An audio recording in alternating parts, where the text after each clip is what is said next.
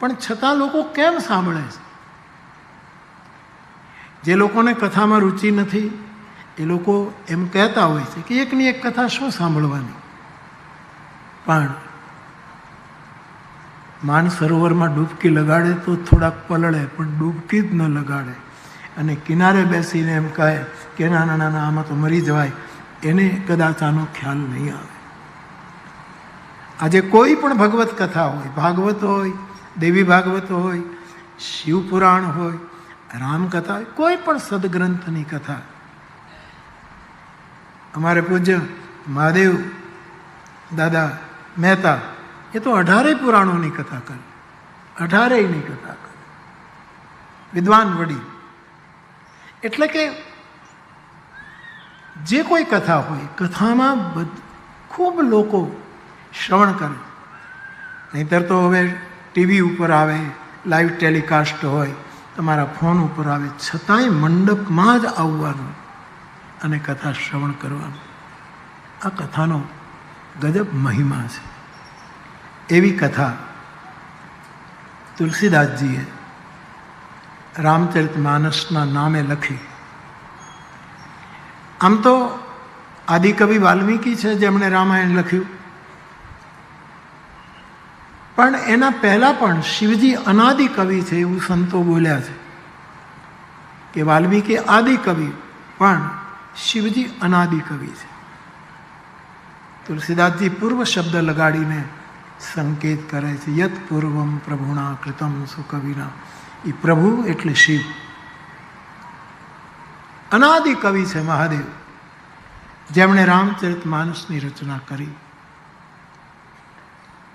એ પરંપરામાં કેટલા સંતોએ રામચરિતમાનસનું ગાયન કર્યું, એના જુદા જુદા રહસ્યો ખોલ્યા, આપણી સામે મૂક્યા. અને જેમ ઉદ્ઘોષક શ્રી કહેતા હતા, ઉદ્ઘોષક શ્રી જ કહેતા હતા, ક્યાં બેઠા હતા? હા, આપ સરસ સંચાલન કરતા. આપે જ કીધું ને કે ભાઈ તુલસીદાસજીને આટલા વર્ષો થયા, વાલ્મીકીને આટલા વર્ષો થયા, પછી તુલસીદાસજીને આટલા વર્ષો થયા. એને આપણે આપે જ કીધું ને, બાપુએ કીધું, લાલગીરી બાપુએ. અને પછી એ પરંપરામાં એનો સદભાવ એટલે મને ગોઠવી દીધો. આમ તો ખાલી જગ્યા હોવી જોઈએ, મૂળ એવું છે. ખાલી જગ્યા પૂરો, એમ જેમ આપણે ભણવાનું આવતું એમાં બાપુએ મને ગોઠવી દીધો. પણ અહીંયા કોઈ બીજો તુલસી ન થઈ શકે, સંભવ જ નથી. પંડિત રામકિંકરજીને જ્યારે પત્રકારોએ આ પ્રશ્ન પૂછ્યો કે તમને લોકો યુગ તુલસી કહે છે, તુલસીના અવતાર કહે છે, અને એ બનેલી ઘટના દિલ્હીની બિરલા મંદિરની, અને પત્રકારે એમ પણ પૂછ્યું કે મોરારી બાપુને પણ લોકો આવું કહે છે, ગોઠવી દે છે. કિંકરજીએ બહુ સરસ જવાબ આપ્યો કે તુલસીએ તો એક રામકથા રચી, પણ એની રામકથાએ અનેક તુલસીદાસ પેદા કરી દીધા છે. જ્યાં જોઈએ ત્યાં વ્યાસપીઠ ઉપર મહાપુરુષો કથાનું ગાયન કરે છે કે ક્યાં વાલ્મીકી, ક્યાં તુલસી, ક્યાં આપણે. પણ આપણો ભાવ હોય છે, ઠીક છે, સારી વસ્તુ છે.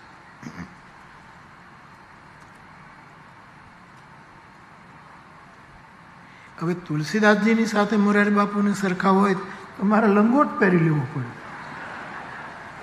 નીકળી જવું પડે.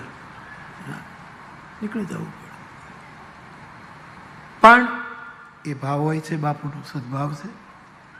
તો તુલસીદાસજીએ એ પરંપરામાં રામચરિતમાનસની રચના કરી. આનું નામ રામાયણ નથી બાપ, છે રામાયણ જ, રામકથા જ છે, પરંતુ નામ છે રામચરિતમાનસ. અને 7 ભાગમાં એને પ્રસ્તુત કર્યું. પ્રથમ સોપાન જેને આપણે બાલકાંડ કહીએ છીએ, દ્વિતીય સોપાન જેને આપણે અયોધ્યાકાંડ કહીએ છીએ, તૃતીય સોપાન જેને આપણે અરણ્યકાંડ કહીએ છીએ, ચતુર્થ સોપાન જેને આપણે કિષ્કિંધાકાંડ કહીએ છીએ, પંચમ સુંદરકાંડ, છઠ્ઠું સોપાન એ લંકાકાંડ અને સાતમું એ ઉત્તરકાંડ. આ રામચરિતમાનસનું ગ્રંથ સ્વરૂપ છે. આ ગ્રંથ આવા 7 પ્રકરણો આની અંદર છે. પહેલું સોપાન બાલકાંડ આપ સૌ જાણો છો, પણ અમારી આ પરંપરાનો નિર્વાહ કરવો જ રહ્યો, કરવો જ જોઈએ. એટલે કહું છું કે બાલકાંડનો આરંભ જ્યારે તુલસીદાસજી કરે છે ત્યારે 7 મંત્રોમાં, સંસ્કૃત મંત્રોમાં એ મંગલાચરણ કરે છે. અદ્ભુત મંગલાચરણ.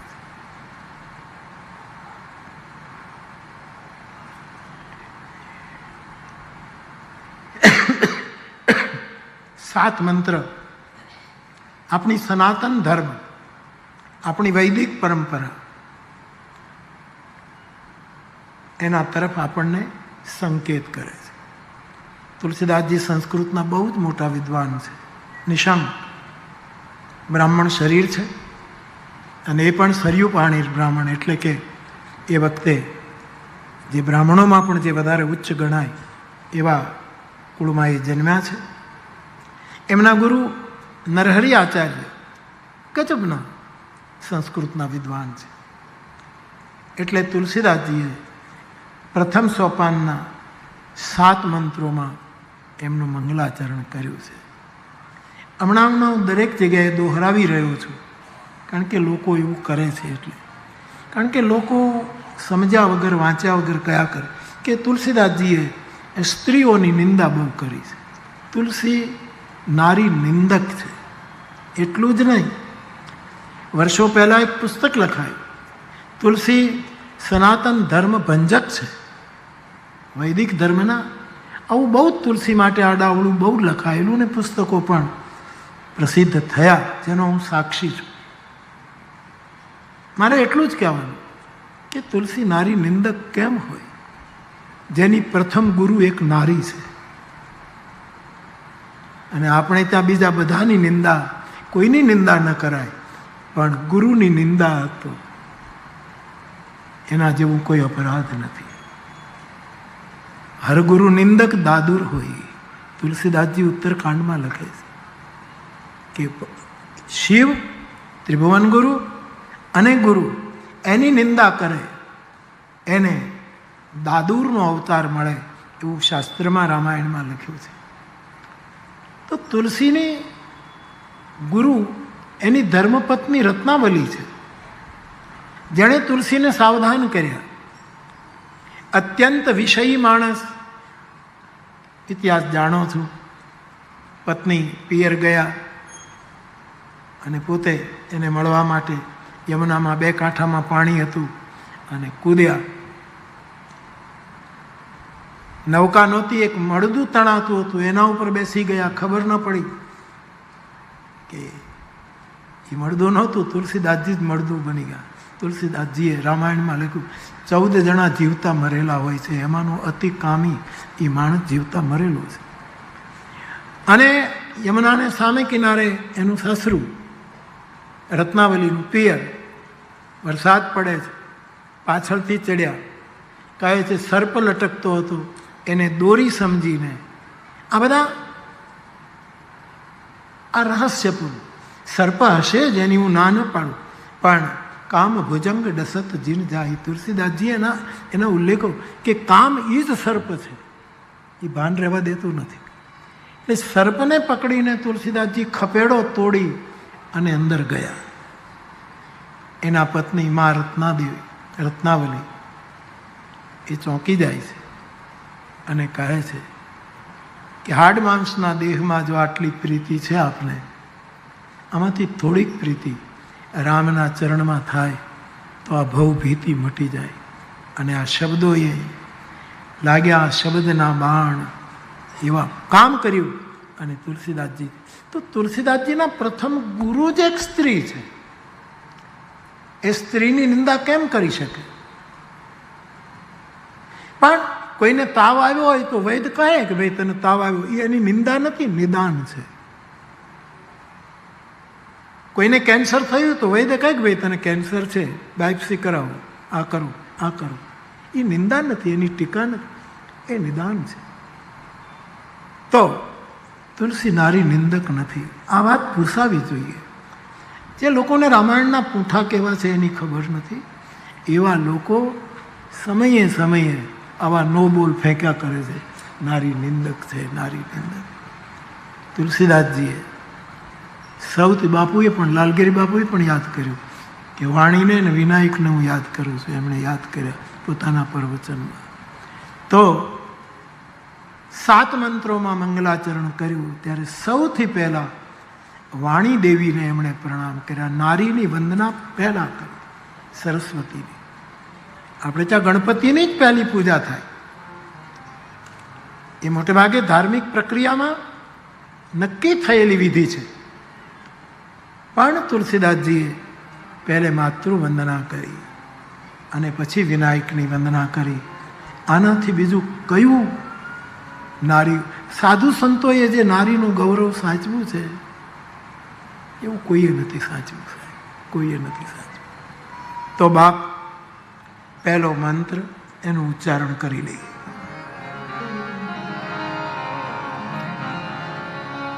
વર્ણાનામર્થ સંગાના રસાના છંદ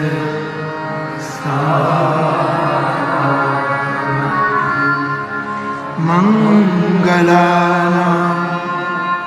ચકરતા વંદે વાણી.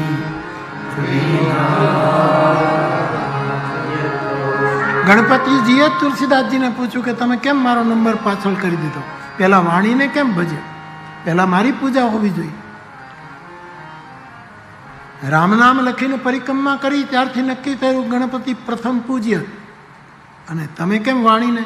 તુલસીદાસજીએ બહુ સરસ જવાબ આપ્યો કે હે વિનાયક, તમારું વંદના કરવા માટે પહેલાં તો મારી પાસે જીભ જોઈએ ને, વાણી જોઈએ ને, એટલે પહેલાં હું વાણીનું ઉચ્ચારણ કરું છું. વર્ણ અક્ષર હોય, વર્ણો ભેગા થઈને શબ્દ બને, શબ્દો ભેગા થઈને એક પદ બને, કવિતા બને. એવા અનેક પદો ભેગા થાય તો એક છંદ બને, એક શાસ્ત્ર બને. એમાં અનેક પ્રકારના રસોની વ્યુત્પત્તિ હોય. પણ તુલસીદાસજી કહે આ બધું જ હોય, પણ જો વિશ્વનું મંગલ ન કરતું હોય તો આ વર્ણ, આ શબ્દ, આ પદલાલિત્ય, આ છંદબદ્ધતા, એનો કોઈ અર્થ નથી. જગતનું કલ્યાણ કરનાર. તો તુલસી કહે છે મંગલાનાંચ કરતારવ વંદે વાણી વિનાયક. તો ભગવતી સરસ્વતી અને ગણેશજીની વંદના કરી. વિનય પત્રિકામાં પછી ગણેશની વંદના પહેલાં કરી લે છે. ગાઈએ ગણપતિ જગવંદન વિનય પત્રિકાનું પ્રથમ પદ છે. બીજા મંત્રમાં પણ માતૃશક્તિને પ્રથમ વંદન કર્યું છે. તુલસીદાસજી લખે છે